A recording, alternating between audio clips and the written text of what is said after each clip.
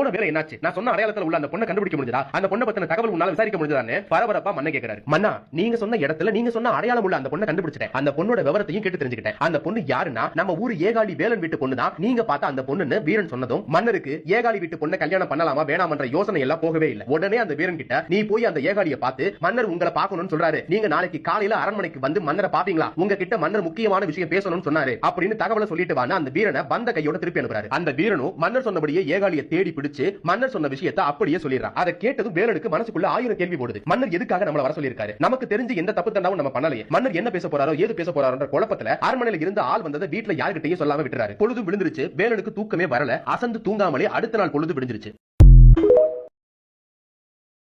போன வேலை என்னாச்சு? நான் சொன்ன அடையாளத்துல உள்ள அந்த பொண்ணை கண்டுபிடிக்க முடிஞ்சதா? அந்த பொண்ணை பத்தின தகவல் உன்னால விசாரிக்க முடிஞ்சதான்னு பரபரப்பா மன்ன கேக்குறாரு. மன்னா, நீங்க சொன்ன இடத்துல நீங்க சொன்ன அடையாளம் உள்ள அந்த பொண்ணை கண்டுபிடிச்சிட்டேன். அந்த பொண்ணோட விவரத்தையும் கேட்டு தெரிஞ்சுக்கிட்டேன். அந்த பொண்ணு யாருன்னா நம்ம ஊரு ஏகாலி வேலன் வீட்டு பொண்ணு தான். நீங்க பார்த்த அந்த பொண்ணுன்னு வீரன் சொன்னதும் மன்னருக்கு ஏகாலி வீட்டு பொண்ணை கல்யாணம் பண்ணலாமா வேணாமன்ற யோசனை எல்லாம் போகவே இல்லை. உடனே அந்த வீரன் கிட்ட நீ போய் அந்த ஏகாலியை பார்த்து மன்னர் உங்களை பார்க்கணும்னு சொல்றாரு. நீங்க நாளைக்கு காலையில அரண்மனைக்கு வந்து மன்னரை பாப்பீங்களா? உங்ககிட்ட மன்னர் முக்கியமான விஷயம் பேசணும்னு சொன்னாரு அப்படின்னு தகவலை சொல்லிட்டு வான்னு அந்த வீரனை வந்த கையோட திருப்பி அனுப்புறாரு. அந்த வீரனும் மன்னர் சொன்னபடியே ஏகாலியை தேடி பிடிச்சு மன்னர் சொன்ன விஷயத்தை அப்படியே சொல்லிடுறான். அதை கேட்டதும் வேலனுக்கு மனசுக்குள்ள 1000 கேள்வி போடுது. மன்னர் எதுக்காக நம்மள வர சொல்லியிருக்காரு? நமக்கு தெரிஞ்சு எந்த தப்பு தண்டாவும் நம்ம பண்ணலையே. மன்னர் என்ன பேச போறாரோ ஏது பேச போறாரோன்ற குழப்பத்துல அரண்மனையில இருந்த ஆள் வந்ததை வீட்டுல யாருக்கிட்டையும் சொல்லாம விட்டுறாரு. பொழுது விழுந்துருச்சு. வேலனுக்கு தூக்கமே வரல. அசந்து தூங்காமலே அடுத்த நாள் பொழுது விடிஞ்சிருச்சு. போன வேலை என்னாச்சு? நான் சொன்ன அடையாளத்துல உள்ள அந்த பொண்ணை கண்டுபிடிக்க முடிஞ்சதா? அந்த பொண்ணை பத்தின தகவல் உன்னால விசாரிக்க முடிஞ்சதான்னு பரபரப்பா மன்ன கேக்குறாரு. மன்னா, நீங்க சொன்ன இடத்துல நீங்க சொன்ன அடையாளம் உள்ள அந்த பொண்ணை கண்டுபிடிச்சிட்டேன். அந்த பொண்ணோட விவரத்தையும் கேட்டு தெரிஞ்சுக்கிட்டேன். அந்த பொண்ணு யாருன்னா நம்ம ஊரு ஏகாலி வேலன் வீட்டு பொண்ணு தான். நீங்க பார்த்த அந்த பொண்ணுன்னு வீரன் சொன்னதும் மன்னருக்கு ஏகாலி வீட்டு பொண்ணை கல்யாணம் பண்ணலாமா வேணாமன்ற யோசனை எல்லாம் போகவே இல்லை. உடனே அந்த வீரன் கிட்ட நீ போய் அந்த ஏகாலியை பார்த்து மன்னர் உங்களை பார்க்கணும்னு சொல்றாரு. நீங்க நாளைக்கு காலையில அரண்மனைக்கு வந்து மன்னரை பாப்பீங்களா? உங்ககிட்ட மன்னர் முக்கியமான விஷயம் பேசணும்னு சொன்னாரு அப்படின்னு தகவலை சொல்லிட்டு வான்னு அந்த வீரனை வந்த கையோட திருப்பி அனுப்புறாரு. அந்த வீரனும் மன்னர் சொன்னபடியே ஏகாலியை தேடி பிடிச்சு